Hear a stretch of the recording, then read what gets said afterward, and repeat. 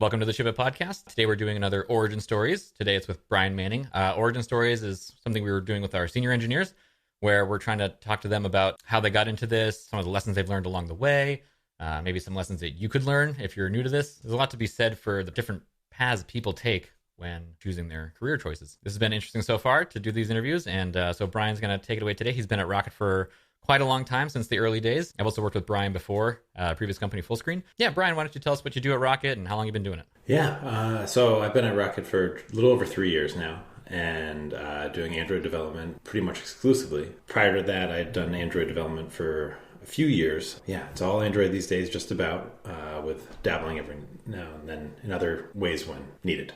All right, so let's rewind the clock, flip back the calendar, that classic animation. What year is it when you first started this, when you're first like, man, I got hooked? How long ago was that? When I realized I sort of wanted to do software development as a career, it was actually in college when, and it goes back to football. And so I played football in college, but was pretty terrible. However, one of the things that's pretty standard across every level of football is having these massive playbooks, and they only get bigger as you get farther along. In college, would have these big binders, and every now and then they change the third down bliss packages, so rip out this section, put in this new section. I would only saw it as like a lot of overhead for coaches. So my big idea was to try to digitize that and put it online in a website. And so even though I wasn't a comp sci major, I was a math major, I'd taken some classes and decided to, with one of my friends, see if we can do this little bootstrap startup.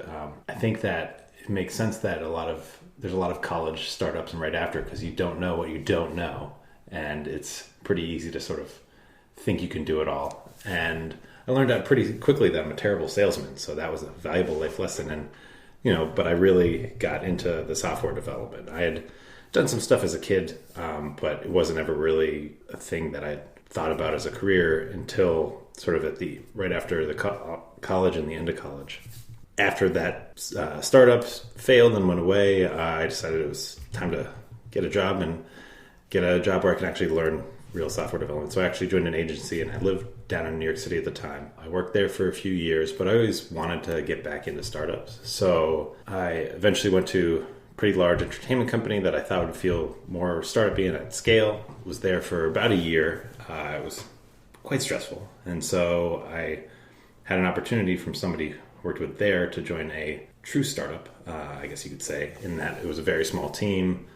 I think I was employee number 11 or so, and I moved out to Los Angeles. It was a mobile social video startup where we were sort of the Instagram for video before Instagram had video. Got to see a lot of highs and lows, really get the full startup experience, and it's about 2 years, and I feel like I got to see a lot of different. That's the full roller coaster. Yeah. Yeah.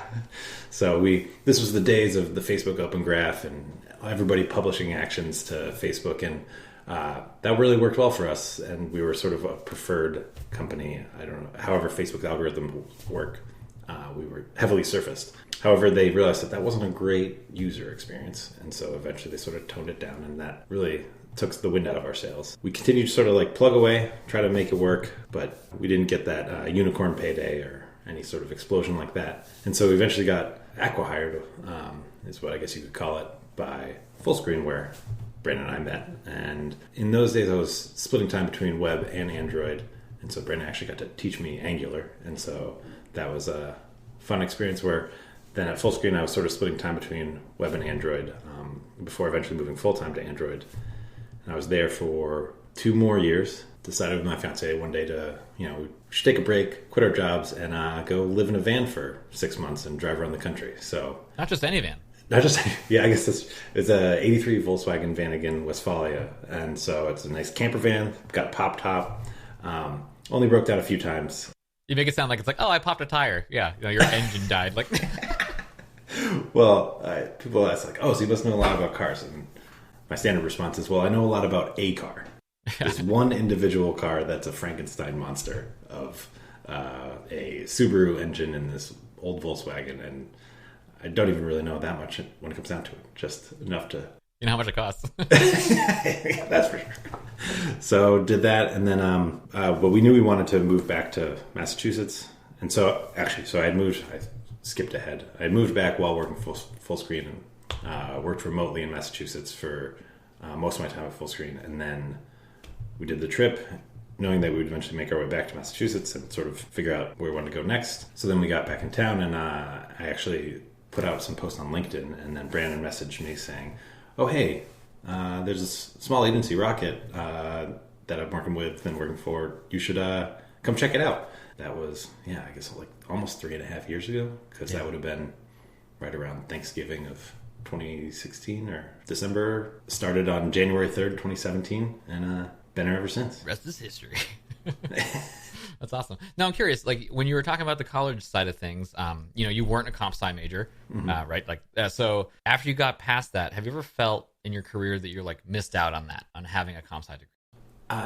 There've been plenty of times when people sort of talk about things, and it's more of they have a language that I missed. Oh, well, algorithms, and you're like, okay, well, that sounds like complicated and big and scary. And then when you actually like go and you're like, oh, I've been writing algorithms all the time. Like, it's just like I didn't call them that. And so that was just that's a simple example. But I remember first time I heard data structures being like, oh no, and then being like, oh, I do this all the time. And so there's plenty of, I think a lot of it isn't necessarily a major hindrance. It's like having words for certain things that I'm used to doing anyway that sort of got missed along the way. But in terms of actual coding, there's very few times when I really feel like I missed out, especially because, Android wasn't a thing when I was in college. None of this it didn't exist. Kotlin wasn't a language. And so it was very different. What I was doing in college was mostly Java or JavaScript. And sure, I did that professionally later, but it was not nearly at the same level in college as it was professionally.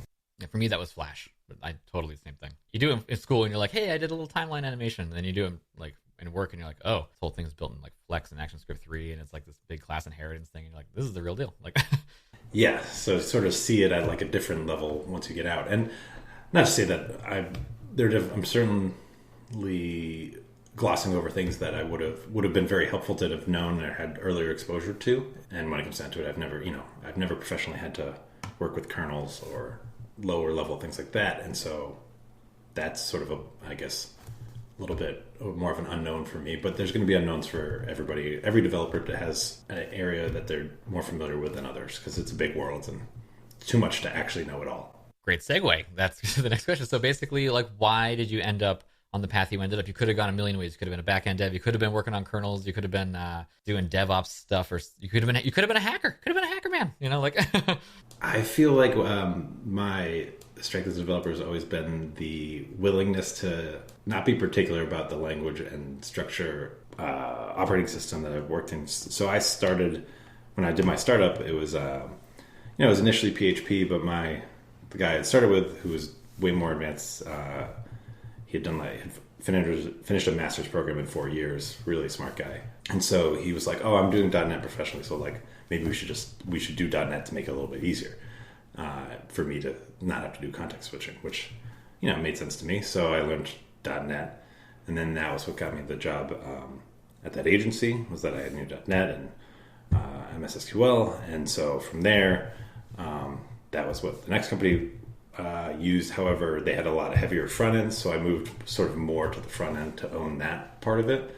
And that was when I was learning stuff like Backbone was really popular, and so that worked out well in terms of starting with something I knew and then expanding into some other new area. And then when I went to a startup, it was again .NET with Backbone JS, but then eventually we were moving on to a Python backend because we had a BizSpark account that was up, and so we rewrote a lot of the backend in Python, and so I got to rewrite the templating engine and everything in Python. So then I got to learn some back in Python, and then we needed people to do Android, and because at the time there was no Kotlin, it was all Java, and I'd done Java in college, and .NET is, C# is pretty comparable in that it's sort of, they're similar in a lot of ways. So then moved into that to do Android to sort of fill in that gap. At Fullscreen, who was sort of still doing both and filling in the gaps.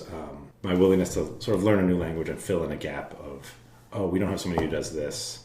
Do you think you can learn it? And just being like, yeah, I'll do that. Well, I love Kotlin. Like working in Kotlin now on Android is great. But it's sort of, I didn't have like this is what I wanted to work in. This is how I want to do it. Like it wasn't like I want to be an Android mobile dev. I didn't say that to myself in 2008 2010 when Android came out, and I couldn't have said that to myself starting out because that wasn't a thing.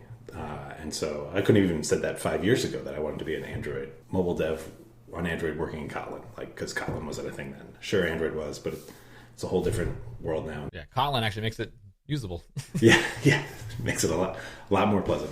And so I do think that that's sort of how my career has progressed. It's filling a need more than I want to do this thing. Because when it comes down to it, the whole environment of software development changes so much that it's really hard to say like, oh, that's who I want to be and what I want to do. Because by the time you get to the point where, I'm there, it's like you might want to be in some other place, or you might have learned like, oh, that was the wrong call. Like I shouldn't have spent all my time learning Flash because Apple decided to kill it, for example. I mean, I thought I was going to be a PHP dev for like my entire life in the beginning. I'm glad I'm not. I mean, I know PHP's still around, and I am hating on it, but it's just so many damn dollar signs. I moved away from it. Yeah, you can't get stuck in that stuff forever. But it's interesting because I feel like I actually did know where I wanted to go. I'm like, I want to do front end stuff. I want to do the thing that people interact with, and I always knew that. And it's interesting. You're more just like, I just want to solve problems, man.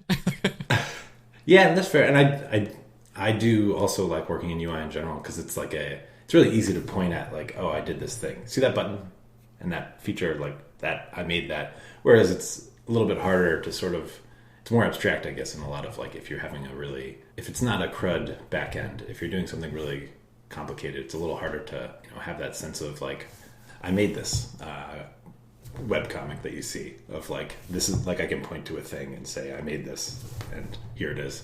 And you're like, I arranged all these lights in a way. But then at the same time, there's like, you can, I don't want to say do more damage, but like oftentimes you can like sort of have a really big effect with back-end work. So I sort of see it both ways, but yeah, it's a lot more in my mind fulfilling to say, yeah, I made this. Here's this app I made. Like this wasn't a thing before. Now it is. Along this path, I mean, it's been a long path. You've gone to different companies. You've worked with a bunch of different people.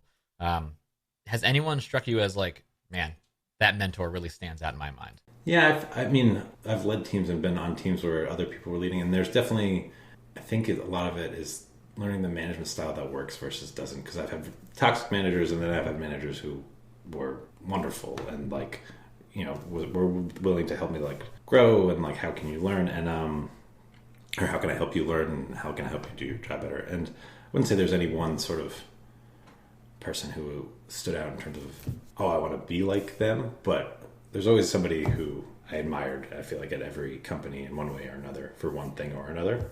But usually it's the management style that stands out in your mind?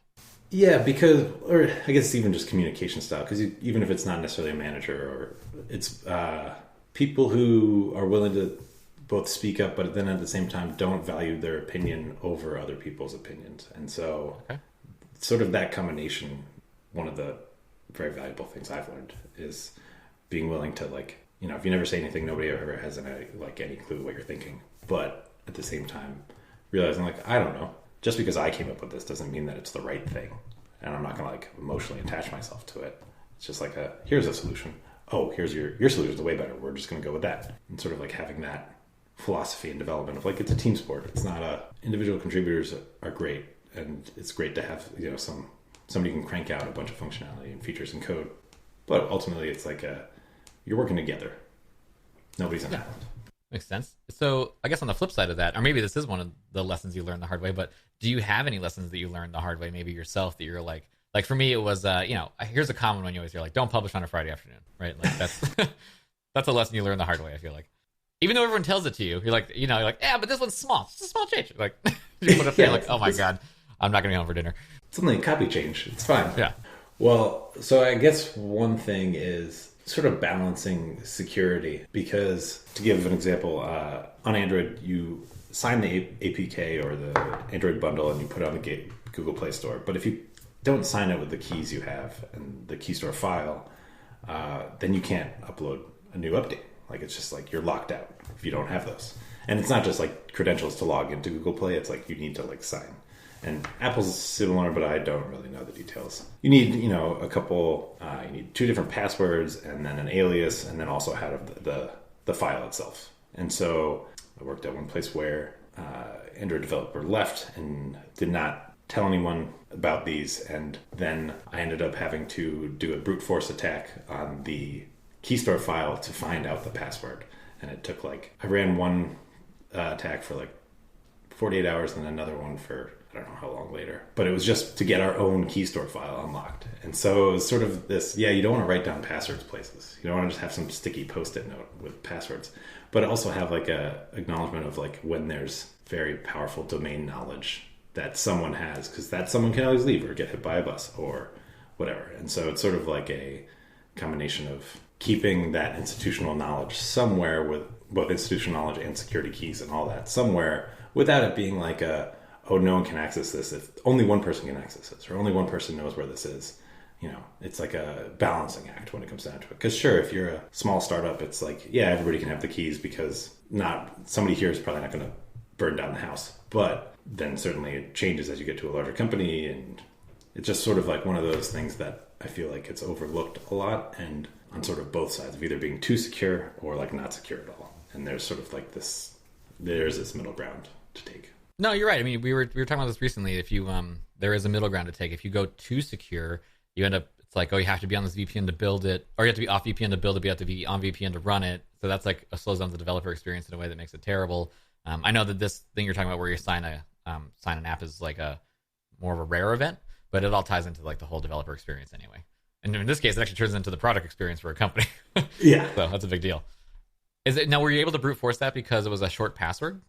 No, I was able to brute force it because we had different passwords to AWS and things like that, and it wasn't the same password everywhere, but there were some, if you looked at them all on a page, it was oh, there's some patterns here of company name, admin 123 321, stuff like that. It wasn't password 123, but it was, or the company name but in lead speak, and sort of some stuff like that, and some commonly used exclamation point at the end of it, stuff that isn't all that secure, but at the same time you need both to have access to Google Play and to have access to the key store file, and so there's multiple steps, but my second attack was basically okay, reuse these things that I've seen a bajillion times, because otherwise it was just doing A, B, A, B, just all the way down. And it was never gonna get, well, I was gonna say, I was surprised you got that. When you said 48 hours, I'm oh, that's faster than I'd expected, unless the password was ABC.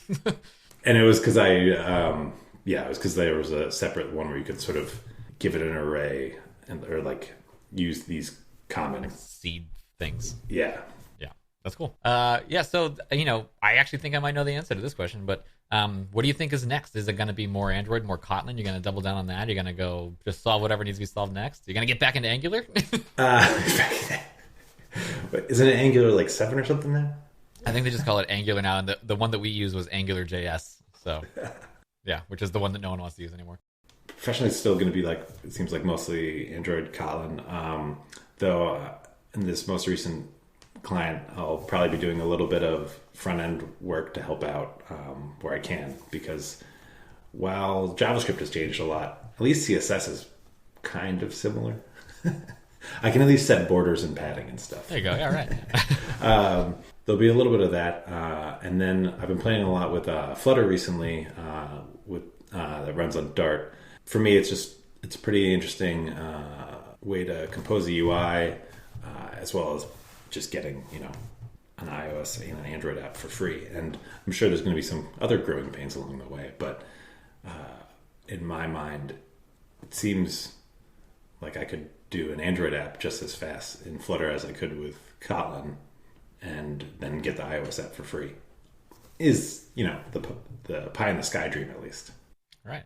That's awesome. I've been playing around with that and Raspberry Pi that's sitting next to me, doing some Python stuff to do random tasks around the house, like play theme songs when somebody's mobile device connects to the Wi-Fi connection. Really? That's great. So yeah, little, not actually useful stuff, but fun stuff. That was a hackathon project we had for a while. I mean, now it's just going to be me and my fiance, because no one else is coming over to the house. Yeah, maybe you can give Rugby, your dog, a theme song of his own. A little, some chip on his collar. Yeah, they make those. They're wireless. They're cheap. It'll work. Last but not least, if you do you have any advice for newbies, if someone's like, hey, I'm thinking about getting into coding, I really, maybe a boot camp or something. What's one thing you would tell them that if you're like, after all your years of jaded wisdom? It's going to be hard, but anyone can do it. That sort of has always been my take in software development, is that sort of if you've got a laptop and you're willing to sort of spend time banging your head against the wall, you can do it, and you will be able to eventually do it. And there's going to be frustrating times. A developer I worked with years ago sort of said it, software development is the only career where you can feel like a total idiot and a god in the space of an hour, where you can have the lowest of lows and then like be jumping out of your chair, within an hour of itself. So accurate. That's going to be your experience. You're going to have these real, high highs, and you're going to have lows, and don't get frustrated and walk away. If you get frustrated and walk away, just take a walk around the block and then come back. You'll be able to figure it out. And usually stepping away is actually one of the best things you can do, in my mind, is, you walk away and, go for a run or take a shower, and then you're like, oh, it was obvious all along. This is what I was missing. And so that's my newbie advice. And it sounds kind of cliche of just like plug along, because you will get it. There's no like, oh, only certain people can do this, or you need to be like this level of smart and that kind of stuff. I don't believe any of that. I think that, sure, if you're super genius, you'll probably get it faster, but anybody can get it. I mean, and that's the truth. Even if you're super genius, you're still going to bang your head against the wall at some point. There's just no getting around it. Yeah, it's all it is lots of learning. That's great advice. To add to that, I mean, like time box it. If you feel like you're hitting your head against the wall, like say at 3 hours, I'm going to take that walk. I'm gonna cut it off at 3 hours. Not like 5 more minutes, because you'll do what I do. I'm gonna do 5 more minutes for like 4 straight hours, and then all of a sudden it's like 3 a.m, and you're like, oh my god, I still don't have this fixed. Yeah, I'm exactly where I was 4 hours ago. Yep. I've done this twice now. Well, that's great. So I guess we're near the end of the episode. So let's talk about picks. I'll hand it to you first. Sure. Yeah. So a friend of mine bought me this comic or graphic novel. I don't know what the cutoff is when it goes from a comic to a graphic novel, but called Die, D-I-E, and it's sort of this take on these kids accidentally falling into a Dungeons and Dragons like world. The art is really unique and interesting, and it takes a lot of typical concepts you might see in any sort of fantasy setting and then like does them in a different way. It's pretty interesting, and Brandon and I play Dungeons and Dragons, and it's pretty fun part of my life. So having this comic was pretty cool to see, sort of like a shared experience. So there's 2 volumes out, and I haven't read the second volume, but the first volume was amazing. I think the second one actually came out this month, so I'll have to go look at that. Yeah, it's by Kieran Gillen. I think I said it right. But and then on top of that, he made a whole role-playing game structure around that fits in with this comic that's sort of like different from the traditional D&D. And so I haven't played it. I've read a little bit about it, and it seems pretty intriguing. Interesting. Cool. That was a good pick.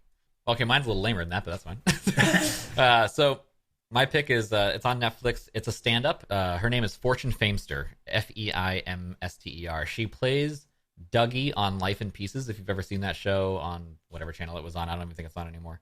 She was pretty funny on that show, and I was like, I don't know, she might not be great as a stand-up comedian. I don't know if I'm going to dig this or not. And we threw it on, and I laughed a lot by myself, and I watched it again with someone else just to make sure I wasn't crazy, and we laughed a lot together. So it's worth it. It's always risky when you try to recommend stand-ups to people because everyone has different tastes, but that one you would probably just skip over on Netflix, not being like, who the hell is that? But it was worth a watch. It's funny. Yeah.